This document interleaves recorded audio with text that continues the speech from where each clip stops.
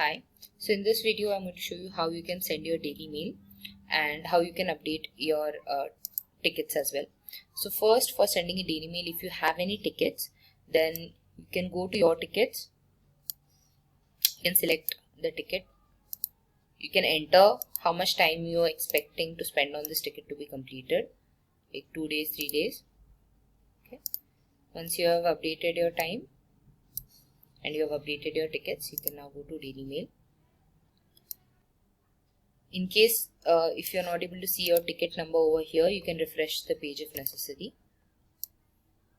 Okay. Now select the ticket number.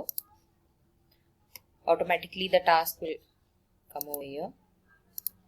Then what type of ticket is it? Whether it's a bug, a feature, a data updation, or whether you solved it over a call, or it is something you're going to work on tomorrow, then you can decide which type of ticket it is. But if it's not in any of these types, you can go with ticket or other. Then issue status, whether it's solved, in progress, whether you're waiting for the client or it needs to be discussed with the senior. So you can decide the status of the issue, what is the current status of that particular issue. And you can also write a description regarding the same. Okay. And how much time you spent today on that particular ticket. Now let's say if it is not a ticket, if it's any other task, then again you can select other. Then over here you can select the school name. Now you just have to type. Okay, you just simply have to type the name, which school it is. Okay. Then what was the task? Again, what was the ticket type of the task? Whether it's solved or in progress. Then details and how much time you spent on it.